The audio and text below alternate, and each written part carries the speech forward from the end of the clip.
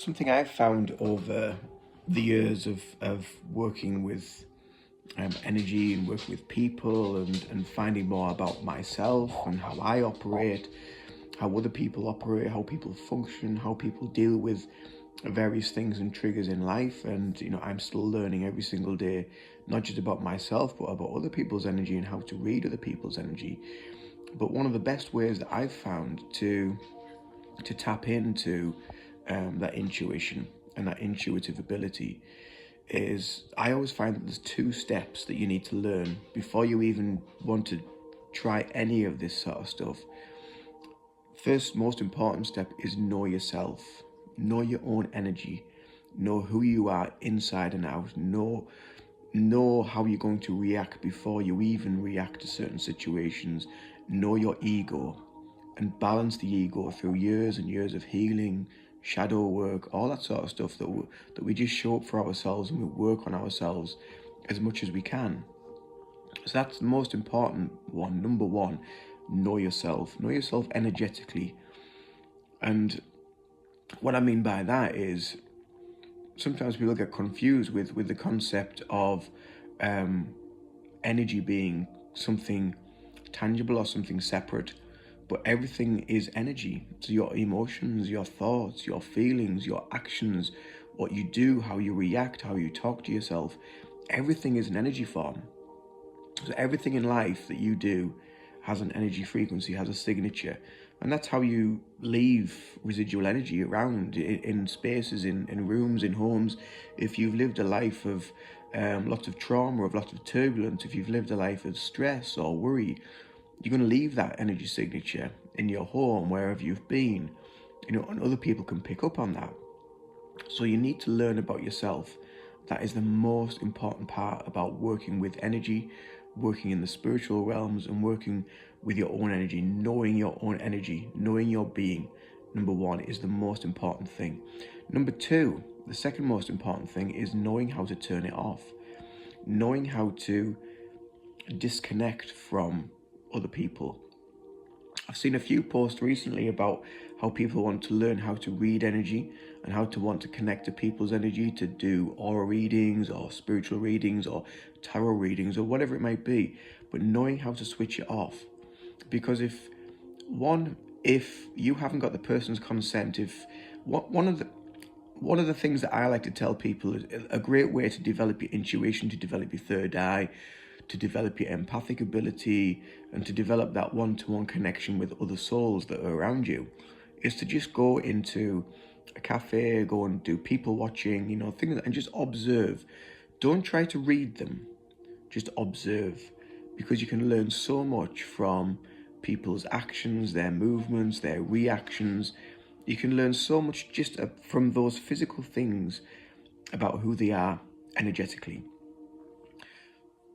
The energy reading goes deeper than that. But if you can just get that physical, you can just watch them on a physical level of who they are. And I don't mean like being a peeping Tom and just like staring at them, just casually glance and watch around and just be aware, just be observant and aware and open to all the people that might be around you.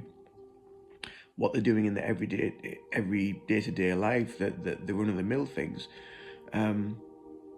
But having the awareness of also being able to, when you do start to open yourself energetically up and tuning in to those frequencies, knowing what that feels like when you're not energetically engaged, you're not infiltrating someone else's space. Because the other thing about what I like to say as well is, if someone hasn't given you consent to read their energy, then it's basically, the principle is the same of me coming into your house and just taking a dump on your sofa.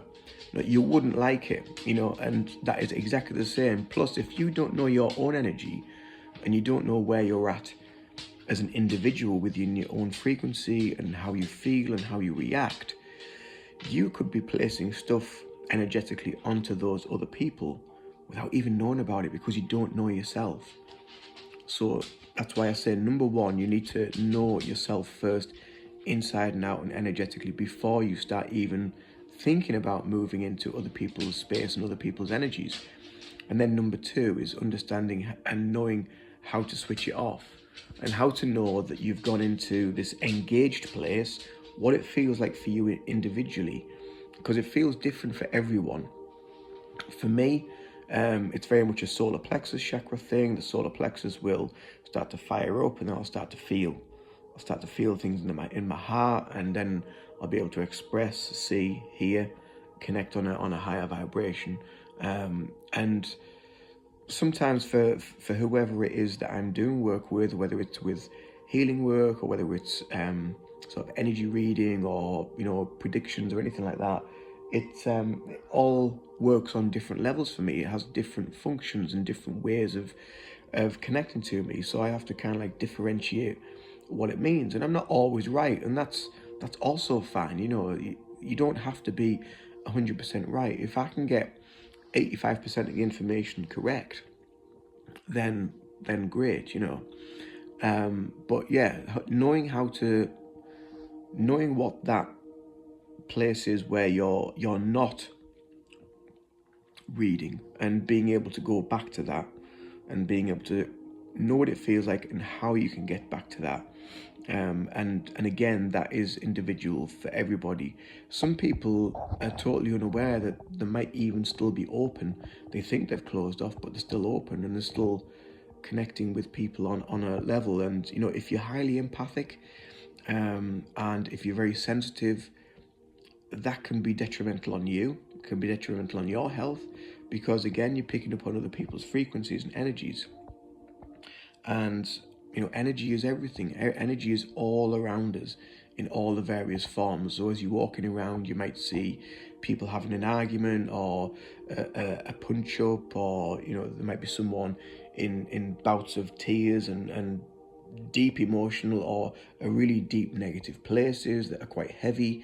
And if you're open, you're taking all that in, and then you've got to take that home, and you've got to try and process the feelings, process the emotions, and release it and heal it. So then you've got to go back to step 1, where you need to learn about your own energy and what you're feeling. So if you know yourself inside and out and know your own energy, then when something has infiltrated or something has come into your auric field or into your being, then you're aware of it, you can feel it. And sometimes these things as well will pop in just to test us, just to see how in tune we are, how aware we are. And so we've just got to come from a place of honesty and of love and of compassion, for ourselves and for everybody else as well. But yeah, that for me, those 2 steps are the most important. Knowing yourself and knowing how to turn on and turn off. And even sometimes when you are switched off, you can still be aware. But it doesn't mean that you're aware in an engaged, energetic way. It's something slightly different. It's a slightly different frequency. And it's kind of hard to explain until you're actually in there and you're actually doing it. And like I say, it's usually different for everybody. Everybody has a different way of tuning in to that frequency, and it can be extremely fast and extremely subtle as well. So that level of awareness is so important, because if it is coming in a fast frequency, you have to be kind of like there, you have to know, well, what's that, what am I feeling? Where's this coming from? Where am I feeling it in my body? Is it connected to me? Is it connected to somebody else? So it's about having that overall awareness. But yeah, I just wanted to make a video on that, because I just seen a few posts on a few groups this morning about that, about what people wanting to just go out and start reading energies. But like I say, if people haven't paid for it, or people aren't aware that you're sat there reading their energy, that's intrusive. It's like I say, it's exactly the same as me just walking into your house and just sitting down, you think, well, who the hell's this? You know, why are they here? And that's exactly the same as what's happening. And they may even feel that, you know, if you ever get that thing where you can feel that somebody's staring at you or somebody's looking at you, that's exactly the same, you know, because if they're staring at you, they're sending their energy into you. So then you feel that, you become aware of it, you turn around and you see someone just glaring at you or staring at you or giving you evils or whatever.